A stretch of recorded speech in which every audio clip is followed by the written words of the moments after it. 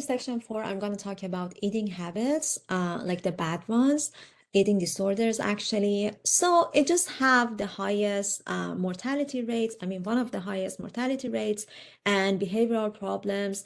They actually lead to some sort of depression and anxiety, and it's going to bring low self-esteem for the person who is suffering, and also poor sense of mastery. What does it mean? It actually means like whenever you are eating more or less, you don't have control over your eating behavior. So you feel like, okay, I do have zero control. I do have zero mastery over my own behavior. So you're going to get more nervous and anxious. That's the circle. There are going to be like so many eating disorders out there. We're going to talk about, I guess, only four of them or three of them here. The first one, and one of the most common one, gonna be anorexia nervosa. It is basically obsessive behavior that's gonna lead to self-starvation. As you can see here, this person is just actually perceiving themselves as a fat, overweight person. Yet they are just very skinny, they are good. So that's the whole idea around anorexia. It seems like your body weight is actually below optimum level, but you feel like you are just fat, so that's why you are just actually trying to decrease your food intake. There are gonna be like so many factors that gonna lead to anorexia. Number one gonna be genetic factors. Genes in general, I mean, they are related to releasing different hormones. And like hormones such as serotonin, dopamine, they gonna actually bring you anorexia because they are just very closely related to eating behaviors.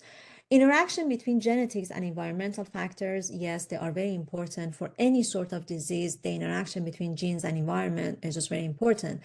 I guess you remember that whenever we were just talking about, for example, alcoholism or drug behavior, we talked about how, for example, some people, they do have the genes for developing that kind of behaviors. But being in a bad environment, like a low socioeconomic status neighborhood, can literally increase the probability of developing that behavior. Personality characteristics and stress and anxiety can also lead to anorexia. Some people, they do have like some sort of anxious personality, and they are just constantly judging themselves. So that's why they are just developing that behavior, which is bad.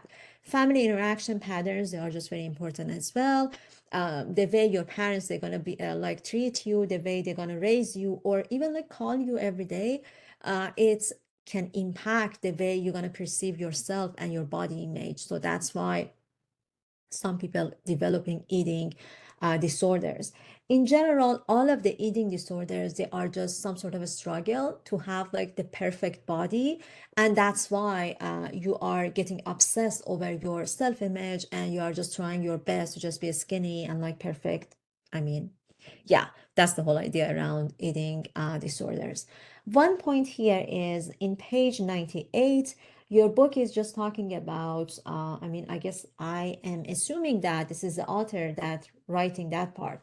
Your book is just talking about seeing a person down the street that, I mean, suffering from anorexia. Like the writer actually saying that because their body, it was just too skinny. I would say, I mean, I do have a lot of comments about like your book. Some of them, they are just very negative.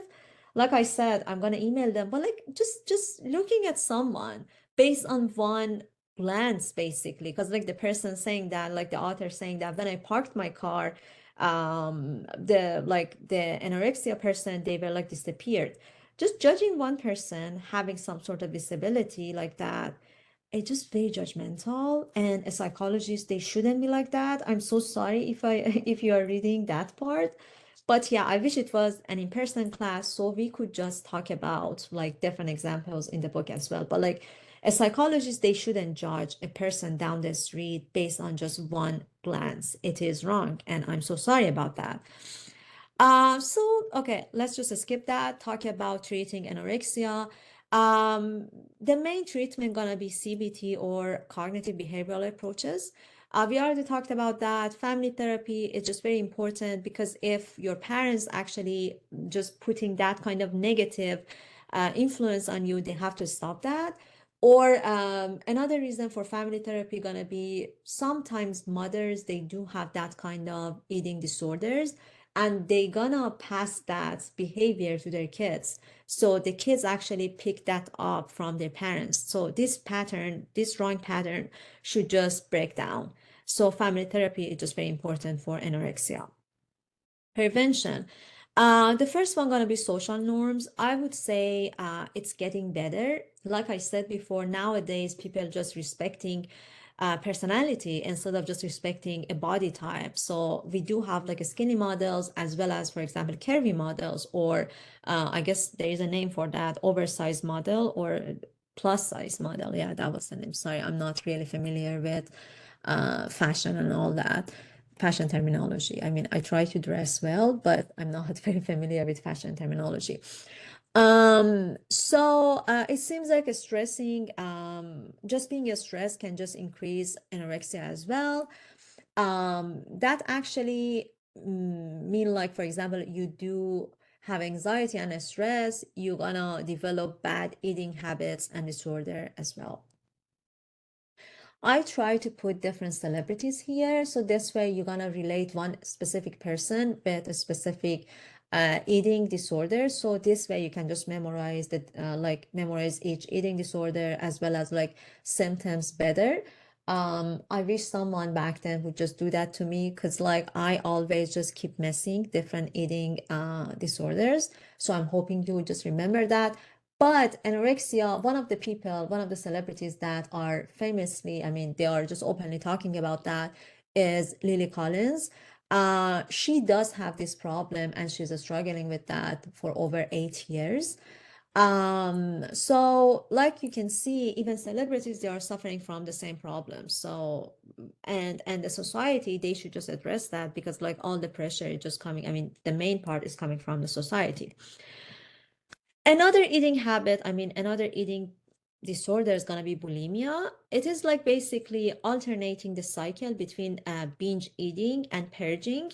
Binge eating gonna be like you are eating a lot, and purging gonna be you are just trying to control over that, either gonna be by laxative abuse or by vomiting or some other ways.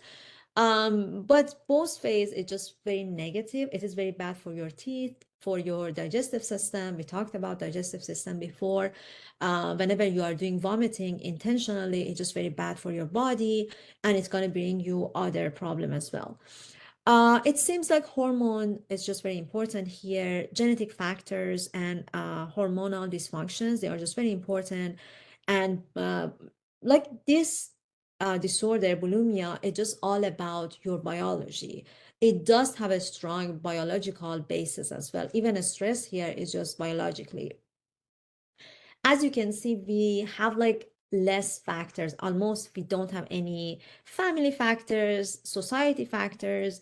I mean, they are very important, but like the main part of bulimia, it's just basically all about your biology and genetics. Keep that in your mind because it's very important. And that's the main difference between anorexia and bulimia, because like people in bulimia, they do have biological basis. Another main difference between bulimia and anorexia is just people who already have bulimia, they are having normal weight or they might be overweight. So again, circling back to what I said, biology here is just very important because people, they are good, but still they are doing purging and we don't know why, maybe because of the biology. How can we treat bulimia? So the main part gonna be again, it's all about your biology. It seems like there should be some medication here plus cognitive behavioral therapy. So we should have medication in bulimia as well because it is all about biology. Celebrities with bulimia, Princess Diana, I mean, yeah, she is like one of the most famous ones. She was struggling with that a lot. And I hope you would just remember the idea of bulimia based on Princess Diana. The last one gonna be binge eating disorders. It just basically you're gonna eat a lot and you cannot control yourself. It happens a lot when you are alone. So the first factor here is just being alone. The second factor here is just being in a stressful situation. But even you wouldn't have a stress if you would be alone and in a good, like in a specific condition, like in your couch, you would do binge eating with a high possibility. Keep that in your mind. Again, we do have a hormonal effect here. It's gonna be related to preoccupation with dieting. For example, you are just consumed with the idea of going on a diet, so that's why you're eating more. You are just judgmental about your body, and it is just very relevant to psychopathology and also alcohol or drug abuse. It's just more common in people who had a history of child abuse as well, like being abused as a child, not like abusing someone, not like themselves would just abuse a child, just being abused as a child. Celebrities with binge eating disorders gonna be Elton John. He also has other eating disorders as well. He's also openly talking about that all the time in every possible interview. He said he does have anorexia, but like binge eating disorders, just one of the disorders that he has.